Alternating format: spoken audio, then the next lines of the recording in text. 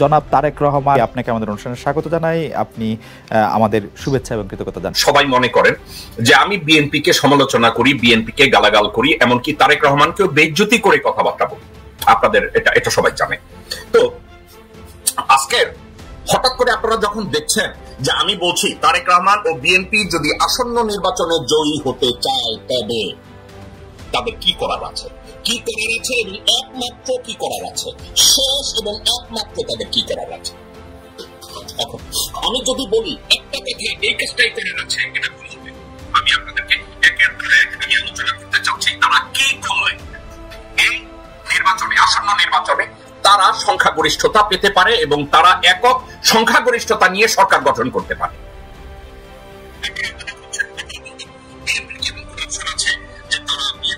কাজগুলো করলে একক সংখ্যাগরিষ্ঠতা নিয়ে তারা সরকার গঠন করবে এবং কি হতে পারে? জি, হতে পারে। এখন অনেকেই এই কথাটা নিয়ে চিন্তা করছেন, কি করে বিএনপি একক সংখ্যাগরিষ্ঠতা নিয়ে অংশগ্রহণমূলক নির্বাচনে তারা জয়ী হতে পারবে, কি এমন কথা যেগুলো করলে হবে। আমি একটা একটা করে আপনাদেরকে আমি বলছি।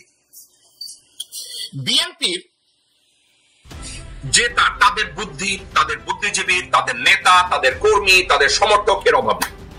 তারা এক একজন এক একভাবে চিন্তা করে এবং তারা মনে করে আমরা যদি এই রাস্তা দেই তাইলে এইটা জিতবো, এইখানে গেলে এইটা করব, রুমিন ফারহানারে পাঠাইয়া যদি এইটা বলি তাইলে আমরা এখানে জিতবো, সালাউদ্দিনরে পাঠাই এইটা করতে গেলে আমরা এখানে জিতবো, আমির খসরুরে ওখানে পাঠাইলে আমরা জিতব। তাদের বিভিন্ন প্ল্যান আছে।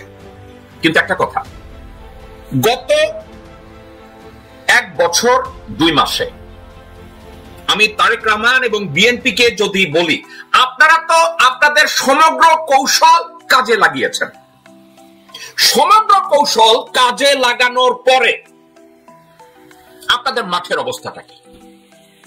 আপনাদের মাঠের অবস্থা কি?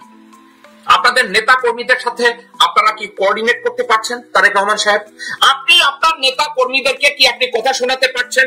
তারেক রহমান সাহেব, বাংলাদেশের প্রত্যেকটা সরকারি ইউনিভার্সিটিতে ছাত্র সংসদ নির্বাচনে আপনারা কি কোথাও জিততে পেরেছেন? আপনারা কি চাঁদাবাজি, টেন্ডারবাজি, ধর্ষণ, ভূমি দখল, ক্লাব দখল কোনো কিছু থামাতে পারছেন? আজকের যদি আপনারা এই পন্থায় রাজনীতিটাকে কন্টিনিউ করতে থাকেন, দেন আমি আপনাদেরকে একটা কথা বলতে পারি, আসন্ন সংসদ নির্বাচনে আপনাদের কঠিন ভরাডুবি হবে এবং এই কঠিন ভরাডুবির পরে বিএনপি ধীরে ধীরে মুসলিম লীগ হবে, ধীরে ধীরে জাতীয় পার্টি হবে, ধীরে ধীরে জাসদ হবে, ধীরে ধীরে শহীদ রাষ্ট্রপতি জিয়াউর রহমানের এত জনপ্রিয় একটা দল ধ্বংসের অতল গহ্বরে ঢুকে যাবে, হয়ে যাবে টাইটানিক। বিএনপি টাইটানিক হয়ে যাবে, বুঝেন তো? টাইটানিকের ভ্যালু যতই বেশি থাক, সমুদ্রের নিচের থেকে ওটাকে আর উঠানো যাবে না, আর উঠালেও তার কোনো ভ্যালু থাকবে না। বিএনপি ধীরে ধীরে এই মুহূর্তে আমি যদি নিরপেক্ষ পর্যবেক্ষণ করি, টাইটানিক কিন্তু টুক করে ডুব দিয়ে যায় নাই। আপনাদেরকে আমি ঠান্ডা মাথায় কথাটা বলি, টাইটানিক যেই ব্রিটিশ প্রমোদ তরি হঠাৎ করে কিন্তু ডুবে যায় নাই, ওটা ডুবতেও সময় লাগছে। ধীরে ধীরে পানি ঢুকতেছে, ক্যাপ্টেন এটা করতেছে, ক্যাপ্টেন ওইটা করতেছে, ক্রুরা এইটা করতেছে, ইঞ্জিনিয়াররা এইটা করতেছে, কোনো কাজে তাদের লাগে নাই। আলটিমেটলি টাইটানিকের ডুবে যাওয়া সিঙ্কিংটাকে কেউ ঠেকাতে পারে নাই। এই মুহূর্তে বাংলাদেশ জাতীয়তাবাদী দলটা, that political party become equivalent to Titanic in the middle of Pacific, কোন ক্যাপ্টেন নাই এবং ক্যাপ্টেন থাকলেও কারো কিছু করার নাই। বিএনপি ডুবে যাচ্ছে, কেউ থামাতে পারছে না, না বেগম জিয়া পারছে, না তারেক রহমান পারছে, না তাদের নেতৃবৃন্দরা পারছে। বিএনপি বিকাম জাস্ট টাইটানিক, টাইটানিকের মতো সমুদ্রের নিচে ধীরে ধীরে ডুবে যাচ্ছে। আর পাশে দর্শকের মতো আমার মতো লোকজনরা, যারা জিয়াউর রহমানকে ভালোবাসতেন, যারা জিয়াউর রহমানের জাতীয়তাবাদকে পছন্দ করতেন, ভালোবাসতেন, জিয়াউর রহমানকে যারা নেতা মনে করতেন এক সময়, জিয়াউর রহমানকে যারা বাংলাদেশের ফাউন্ডার মনে করতেন, তারা পাশের থেকে বলবে, আহা, এত বড় টাইটানিক ডুবে যাচ্ছে, আমাদের কারো কিছু করার নাই, আমাদের কারো কিছু বলার নাই। দর্শকবৃন্দ, 1 সেকেন্ড।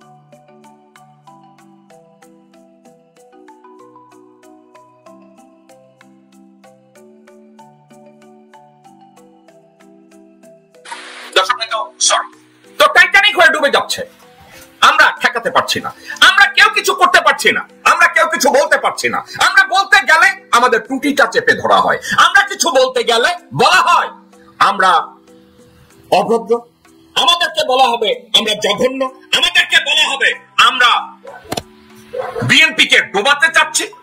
অর্থাৎ একের পর এক ক্রিটিসিজম, গালি এবং জাহান্নামী কথাবার্তা উদ্গীরণ হতে থাকে। আমরা পিছিয়ে যাই, পার্সোনালি আমি পিছিয়ে যাই একটা কারণে। ডেল কার্নেগি এক সময় বলেছিল যে উপদেশ দেয়া এবং উপদেশ নেয়া এটাকে ব্যাখ্যা করতে গিয়ে ডেল কার্নেগি একটা কথা বলেছিল, উপদেশ দাও যদি তোমার উপদেশকে কেউ শুনে এবং ওটা এক্সিকিউট করার মানসিকতা থাকে। উপদেশ দাও যাদেরকে দিচ্ছ তারা যদি এটাকে নিতে জানে, করতে জানে, এক্সিকিউট করতে জানে, এটা দাও। এখন বিএনপি আমার দল না, এটা পরিবারতান্ত্রিক একটা রাজনৈতিক দল, কিন্তু জিয়া রহমান বাংলাদেশ জাতীয়তাবাদী দলকে পরিবারতান্ত্রিক রাজনৈতিক দল হিসাবে পরিচিত করাতে চান নাই। উনি বলতে চান নাই যে এই বিজনেস এন্টিটি বাংলাদেশ জাতীয়তাবাদী দল আমার রাজনৈতিক দল। জিয়া রহমান এটা বলতে চান নাই। জিয়া রহমান যদি বাংলাদেশ জাতীয়তাবাদী দলকে পারিবারিক রাজনৈতিক দল হিসাবে পরিচিত করাতে চাইতেন, তাইলে জিয়া রহমানের ভাই এখানে চলে আসতো, জিয়া রহমানের ভাইস্তা ভাইপো এখানে চলে আসতো, জিয়া রহমানের বাপ চাচা ফুফি বোন কেউ একজন চলে আসতো। দর্শকবৃন্দ, আপনারা একা একা চিন্তা করে দেখেন, জিয়াউর রহমানের পরিবারের একটা মানুষকে বিএনপির রাজনীতির সাথে আপনারা দেখেন কিনা? কাউকে কি আপনারা দেখছেন? কাউকে কি জিয়াউর রহমানের ভাইকে দেখছেন? জিয়াউর রহমানের ভাইপোকে দেখছেন? জিয়াউর রহমানের আপন বোনকে দেখছেন? জিয়াউর রহমানের ভাগনা ভাইস্তা কাউকে দেখছেন? নাই। জিয়াউর রহমান তাদেরকে, তাদের আপন ভাই বোন যারা আছে তারা তখন সরকারি চাকরিতে থাকাকালীনও জিয়াউর রহমান তাদেরকে রাজনীতিতে পুনর্বাসন করেন নাই, তাদের হাতে নেতৃত্বের কোন দায়িত্ব তুলে দেন নাই। একটা কারণে উনি বাংলাদেশ জাতীয়তাবাদী দলকে দাবিংশ শতাব্দীর একটা রাজনৈতিক দল হিসাবে দাঁড় করাতে চেয়েছে, যার কোর ভ্যালু গণতন্ত্র, যার কোর ভ্যালু দেশপ্রেম, যার কোর ভ্যালু বাংলাদেশের একটা উদ্গীরণ বিপ্লব, শিল্প বিপ্লব, শিক্ষা বিপ্লব, সামাজিক বিপ্লব, আইন শৃঙ্খলা পরিস্থিতি বিপ্লব, বাণিজ্য বিপ্লব। That's what Zia Rahman wanted to do. এটা ছিল জিয়া রহমানের স্বপ্ন, এটা ছিল জিয়া রহমানের তৈরি টাইটানিক। যে টাইটানিক জিয়া চেয়েছে, আল্লাহ আমাকে মাফ করুন যদি আমি ভুল করি, জিয়া রহমান চেয়েছেন বিএনপি হবে নূহ নবীর নৌকা, যেই নৌকায় বাংলাদেশের 20 কোটি মানুষ সার্ভাইভ করবে মহাপ্লাবনের মধ্যে। ভারতীয়রা জিয়া রহমানকে বাঁচতে দেয় না, কারণ এত বড় একজন ক্যাপ্টেন, এত বড় একজন স্বপ্নদ্রষ্টা টাইটানিক চালাবে, টাইটানিকের তলায় ছিদ্র করে দাও, ক্যাপ্টেনটাকে সরাইয়া দাও। দিল ক্যাপ্টেনটাকে সরাইয়া। আজকে বিএনপি দাঁড়ায় আছে, যারা ওই ক্যাপ্টেন সরাইয়া দিছে তাদের পরামর্শে বলতে লজ্জা হয় জিয়াউর রহমানের ঔরসজাত সন্তান নিজেকে ভারপ্রাপ্ত চেয়ারম্যান দাবি করে, কার্টুনের মতো কথা বলে। তার স্ত্রী 3 বারের প্রধানমন্ত্রী, সাবেক সেনাপ্রধানের স্ত্রী, সাবেক রাষ্ট্রপতির স্ত্রী, যাকে জনগণ বলেছে দেশনেত্রী, বিছানায় পড়ে আছে অসুস্থ অবস্থায়। অযোগ্য অথর্ব আত্মীয় স্বজনদেরকে উনি পুনর্বাসন করে উনি একটা বারের জন্য বেগম জিয়া টের পান নাই। উনি জিয়াউর রহমানের আদর্শ থেকে দলটাকে এবং উনার নিজের পরিবারকে জাহান্নামের মধ্যে নিয়ে দাঁড় করিয়েছে।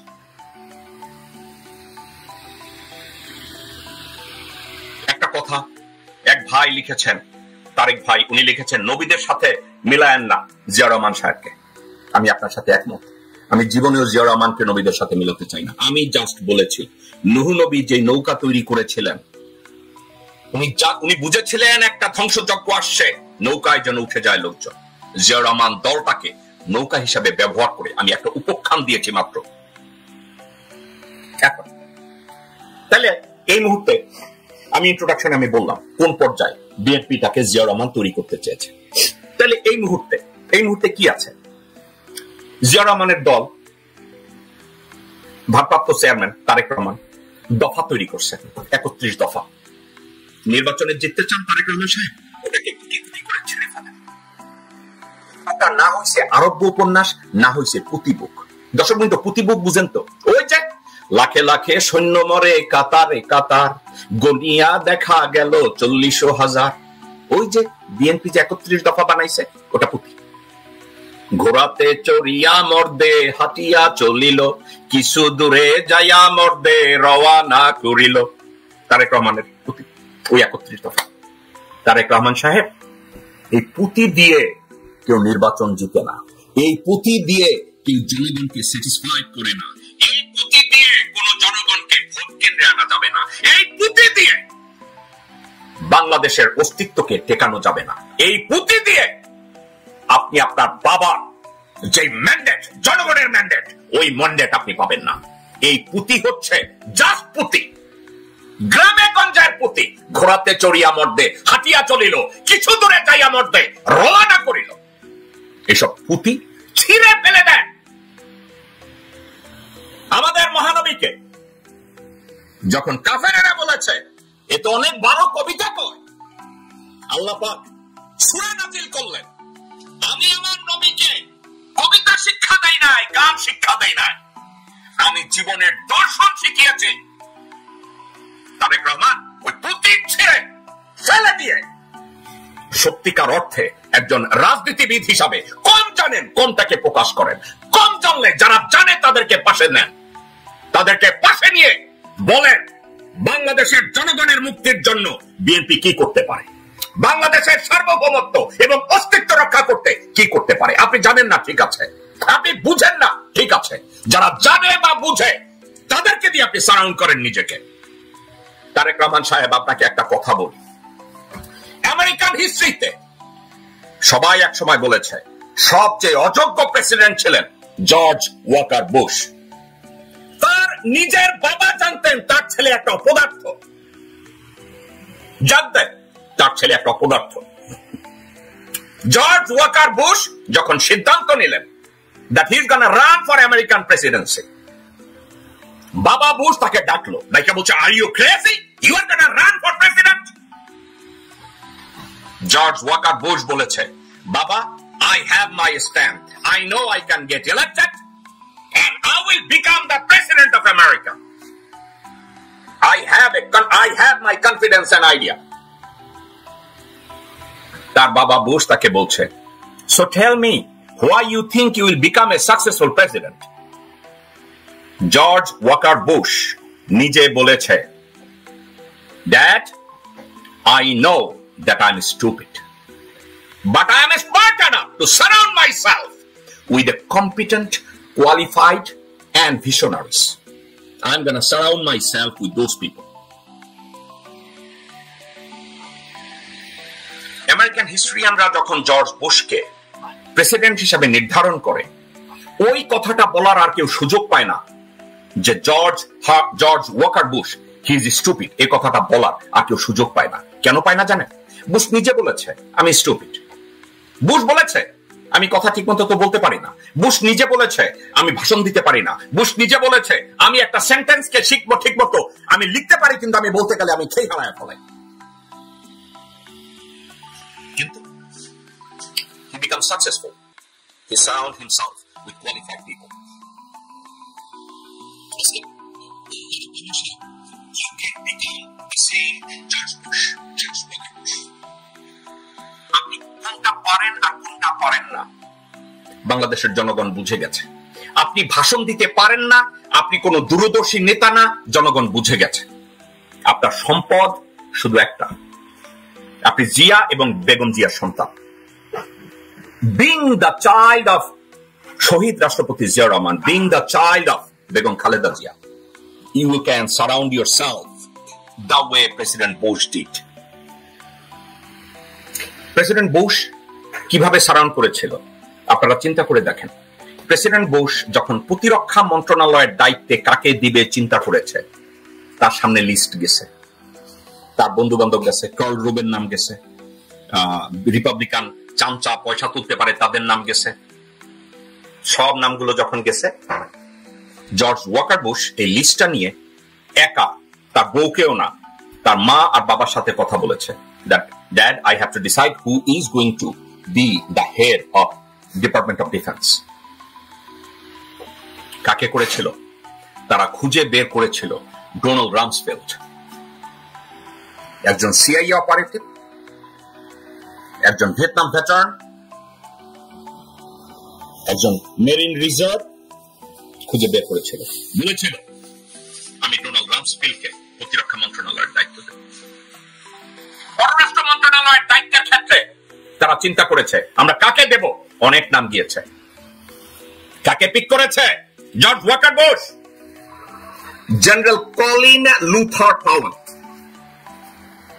উনি ব্যালেন্স করেছে, সাদাকে কালো দিয়ে, কালোকে সাদা দিয়ে, ইয়েলো সবকিছুকে ব্যালেন্স করে জেনারেল কলিন লুথার পাওয়েলকে উনি পররাষ্ট্র মন্ত্রণালয়ের দায়িত্ব দিয়েছে।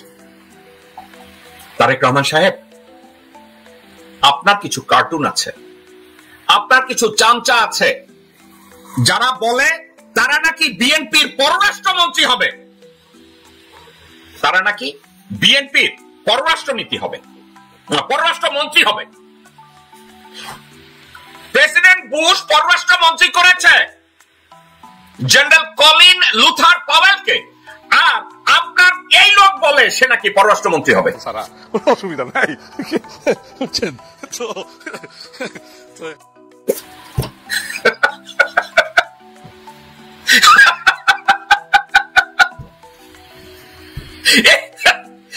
এই লোক হবে আপনার পররাষ্ট্রমন্ত্রী। এই লোককে আপনি বানিয়েছেন যুগ্ম মহাসচিব, এই হুবড়িকে আপনি বানাইছেন পররাষ্ট্রমন্ত্রী। আরেকটা দামড়া আছে, তাকেও নাকি আবার সহকারী পররাষ্ট্রমন্ত্রী বানাবেন, আনোয়ার হোসেন খোকন।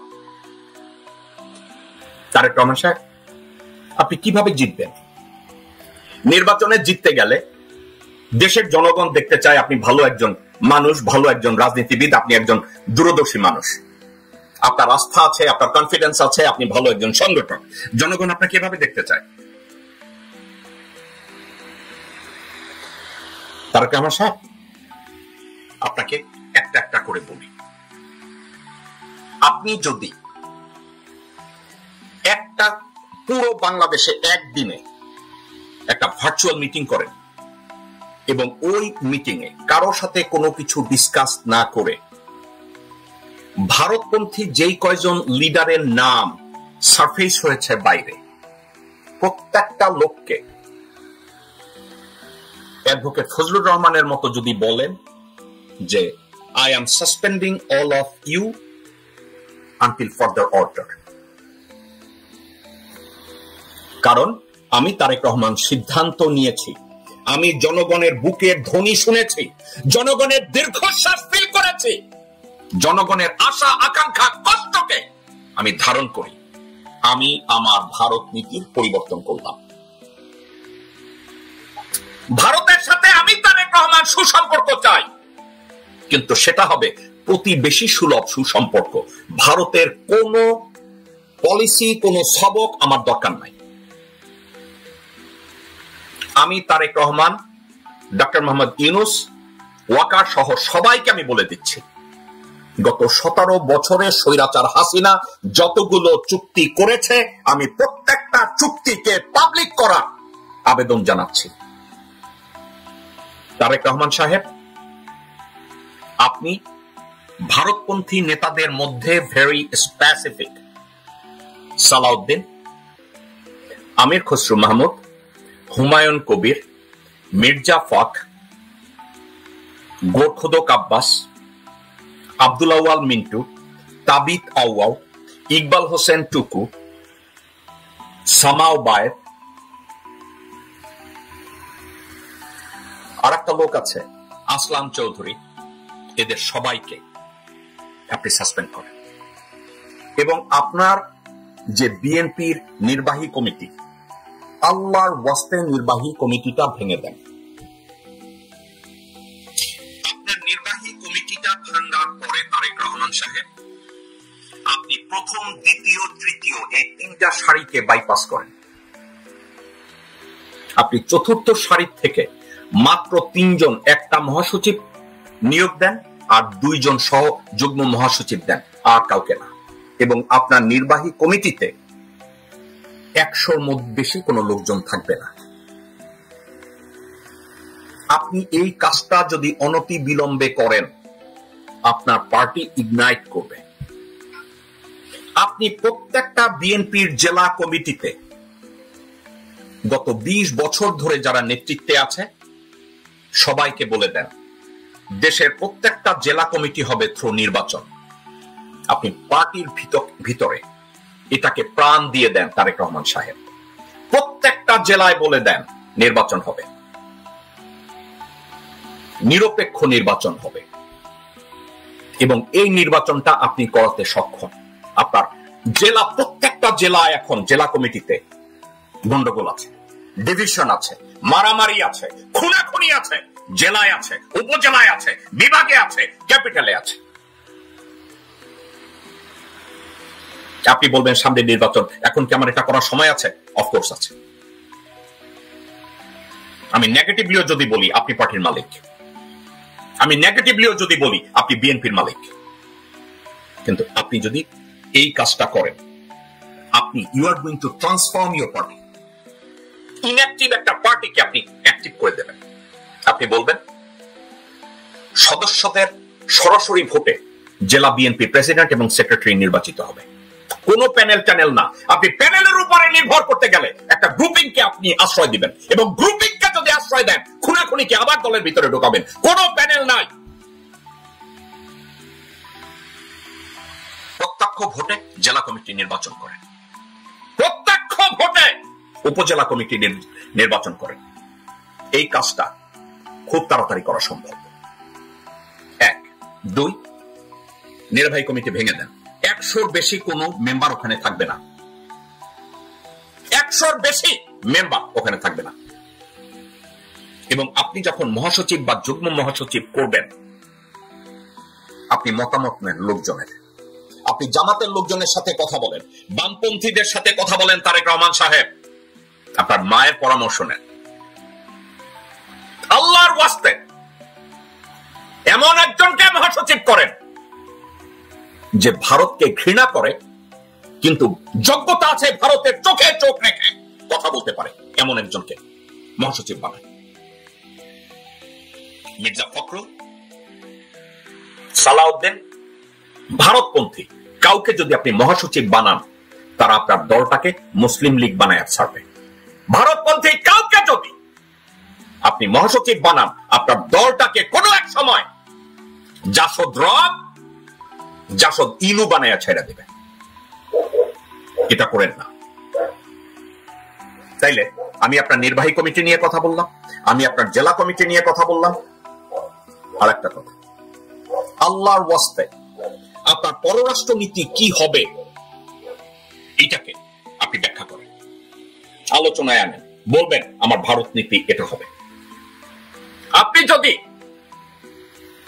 2 পৃষ্ঠা বা 3 পৃষ্ঠার একটা বিবৃতি দেন যে আমার ভারত নীতি, আপনি প্রত্যেকটা মিডিয়ায় বলেন যে তারেক রহমান, কোনো প্রশ্ন নেওয়ার দরকার নাই, তারেক রহমানের ভারত নীতি এটা নিয়ে আপনি কথা বলেন, তারেক রহমানের বাণিজ্য নীতি এটা নিয়ে আপনি কথা বলেন, তারেক রহমানের পররাষ্ট্র নীতি এটা নিয়ে আপনি কথা বলেন, তারেক রহমানের শিক্ষা নীতি এটা নিয়ে আপনি কথা বলেন, তারেক রহমানের judicial process or plan to reform judicial,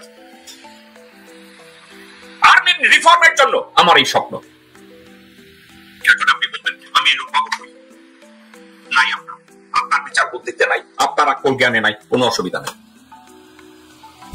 আপনার আব্বা, আপনার মাকে আপনি ফোন করে জেনে নেন, আপনার বাবা যেই মুহূর্তে কোন সাবজেক্টে কনফিউজড হতেন, উনি ফরেন এক্সপার্টদের ডাকতেন, বিদেশে বাংলাদেশি শিক্ষিত গুণী জ্ঞানী যারা তাদেরকে ডাকতেন, বলতেন আমার হাতকে শক্তিশালী করেন, আদারওয়াইজ আমাকে পরামর্শ দেন, আমার দলে জয়েন করার দরকার নাই। তাদের পরামর্শ নেন, আপনি এই কাজগুলো করেন। আপনি দেখবেন আপনি যদি বাহির থেকে, আপনার দলের বাহির থেকে শিক্ষিত দূরদর্শী প্যাট্রিয়ট বাংলাদেশীদেরকে ডেকে যদি বলেন give me feedback on this one, give me feedback on foreign policy, আপনাকে সাদরে মনের আনন্দে তারা আপনাকে পরামর্শ দেবে। কমিটি করে দেন, 4-5 জনকে ডেকে বলেন আপনারা 4-5 জন এই সিদ্ধান্তটা নিয়ে আমাকে জানান আমার কি করা উচিত। আপনি ফুল ট্রান্সফরমেশন আপনি নিয়ে আসতে পারবেন আপনার পার্টির মধ্যে। পার্টির গতি এই মুহূর্তে আপনারা হাঁটি হাঁটি পা করে কচ্ছপের মতো হাঁটছেন, আর আমি আপনাকে যেগুলো করতে বলছি আপনি যদি এটা করেন তুফান মাইলের মতো আপনি দৌড়াবেন, আপনার পার্টি দৌড়াবে। আর একটা কথা, আপনার পার্টির ধর্মনীতি নিয়ে আপনি কথা বলেন। আপনার পার্টির ধর্মনীতি নিয়ে আপনি যখন কথা বলবেন আপনি সবাইকে ক্লিয়ার করবেন যে দেশের 90-92% জনগণ মুসলমান, এই মুসলমান ধর্মের কোন মানুষের অনুভূতিকে আঘাত দেওয়ার অধিকার আমাদের কারো নেই। কারণ রাজনীতি করি জনগণের জন্য, রাজনীতি করি দেশের জন্য। আমার একটা কথায়, আমার আস্তিকতায় নাস্তিকতায় কোন ধর্মের লোকজন কষ্ট পাবে এটা আমি হতে দেব না। আর বলে দেবেন ধর্মকে, যে কোনো ধর্মকে, শুধু মুসলমান ধর্মকে না, যে কোনো ধর্মকে আমার দলের কোন নেতা কর্মী যদি অসম্মান করে কোনো বিবৃতি দেয় রাইট ওয়েতে তাকে আমি সাসপেন্ড করব অথবা ডিসমিস করব।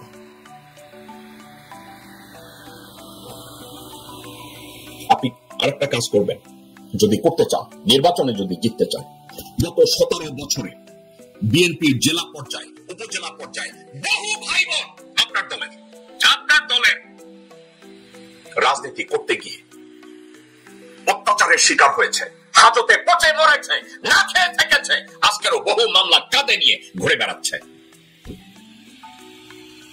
কাউকে দায়িত্ব দেন একটা লিস্ট কম্পাইল করার জন্য, কে কেমন আছে আপনাকে জানাতে। একটা ইমেইল ওপেন করেন, ইমেইলে বলেন যে আপনাদের কার কি অবস্থা আমাকে জানান। কাউকে যদি আর্থিকভাবে লিগালি আপনি যদি সাহায্য করতে না পারেন তাদেরকে আশ্বাস দেন, তাদেরকে বলেন যে বিএনপি যদি সরকার গঠন করে I promise I will stand by you. তাদেরকে এই কথাগুলো বলেন। আপনি দেখেন আপনার পার্টি কিভাবে ইগনাইট করে। সর্বশেষ একটা কথা আপনাকে আমি বলবো, আপনি আমাকে বলতে পারেন, আমি লজ্জা করে আজকের কোনো কথা বলছি না, হতে পারে সেখানে আপনার হানি ট্র্যাপ আছে, মানি ট্র্যাপ আছে, আপনার থাকতে পারে, আপনার মা থাকতে পারে, আপনার স্ত্রী থাকতে পারে, আপনার পরিবারের অন্য কারো থাকতে পারে, বাট এটা জানি আপনার বাবার নাই। আপনার বাবার কোনো দুর্বলতা কোথাও ছিল না। কোথাও যদি হানি ট্র্যাপ বা মানি ট্র্যাপ থেকে থাকে, আপনাকে ঠান্ডা মাথায় একটা কথা বলি, আপনি সন্তান হিসাবে, জিয়াউর রহমান সাহেবের উত্তরসূরি হিসাবে আপনি একটা প্রেস কনফারেন্সে অথবা ছোট্ট একটা ফেসবুকে বা সামাজিক মিডিয়ায় বলে দেন আমাকে হানি ট্র্যাপ বা মানি ট্র্যাপের জন্য আমাকে ব্ল্যাকমেইল করার চেষ্টা চলছে। দেশবাসী, আমার এই দুর্বলতা ছিল, আমি এখানে এই দোষটুকু করেছি, আমাকে আপনি মাফ করবেন। আমার মায়ের তরফ থেকে, আমার তরফ থেকে আমি মাফ চাচ্ছি। এটা নিয়ে আমাকে গত এত বছর যাবত ব্ল্যাকমেইল করা হচ্ছে, এটা দিয়ে দেন। আপনি যদি এই বিবৃতিটা দেন, যদি আল্লাহ না করুন এমন কিছু থাকে,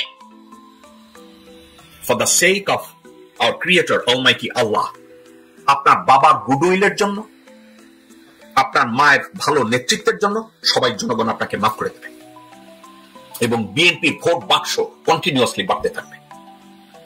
জনগণ, আপনার দলের নেতাকর্মীরা আবার আপনাদের জন্য জীবন দেওয়া শুরু করবে, দেশের জন্য জীবন দেওয়া শুরু করবে, দেশের জন্য রাজনীতি করা শুরু করবে, রাজনীতির জন্য রাজনীতি করবে, দেশের জন্য রাজনীতি করবে। আর একটা কথা,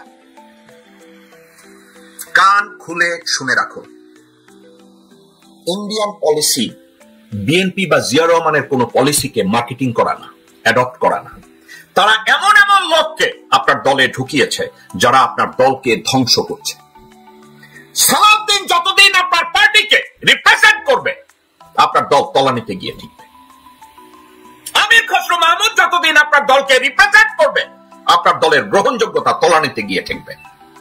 আব্দুল আওয়াল মিন্টুর মতো লোফার কুত্তার বাচ্চা যখন রাজনীতিতে আপনাকে রিপ্রেজেন্ট করবে আপনার ডিমোশন হবে।